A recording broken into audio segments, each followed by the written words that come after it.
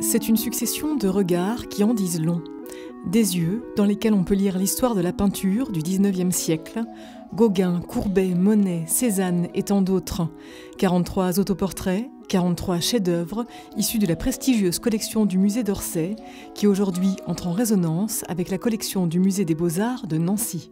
Ce ne sont pas des styles qui se succèdent à d'autres, mais en fait un foisonnement de styles, d'innovation dans la manière de peindre, qui va petit à petit construire la modernité en peinture, qui est celle du début du XXe siècle, celle des fauves avec Matisse, et puis après des cubistes avec Braque et Picasso. À travers cette démarche autobiographique, les peintres se racontent et nous permettent également d'appréhender une époque. L'exposition donne par ailleurs l'occasion de renouer avec la collection permanente du musée des Beaux-Arts de Nancy, les toiles de Félix Vallotton ou encore Émile Friand, répondant aux portraits de leurs géniteurs. Le visiteur ici pourra voir les autoportraits, les portraits même d'artistes qui sont très présents dans la collection. Je pense notamment à Eugène Carrière, dont on a 3 autoportraits prêtés par Orsay, mais 2 toiles qui sont exposées en permanence à Nancy.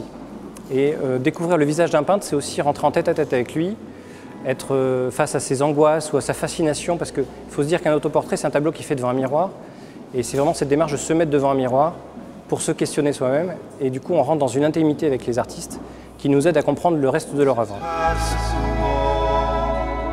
Pourquoi on fait des autoportraits au début de sa carrière? Parce que c'est un modèle facile et disponible que l'on a devant soi. C'est le manifeste d'une volonté de faire une carrière artistique, de s'engager dans cette voie, mais c'est aussi une manière de représenter ses doutes et finalement de s'exercer à la représentation du visage qui est toujours dans la hiérarchie des styles au sommet des hiérarchies artistiques. En se prêtant au jeu de l'autoportrait, certains bouleversent leur façon de peindre, comme Vincent van Gogh en 1887, année où il quitte les Pays-Bas pour Paris, terre de l'impressionnisme et de la modernité. Sa peinture va radicalement changer et c'est pour ça qu'à partir de cette date-là, et en particulier en réalisant cet autoportrait, Van Gogh questionne tout ce qu'il a découvert de nouveau dans la peinture et il va avoir cette idée de juxtaposer des touches de couleurs très différentes avec des grands coups de brosse.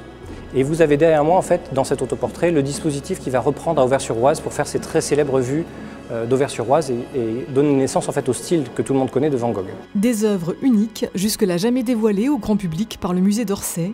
Une fierté pour le musée des Beaux-Arts de Nancy, qui renoue avec sa vocation d'accueillir des collections nationales.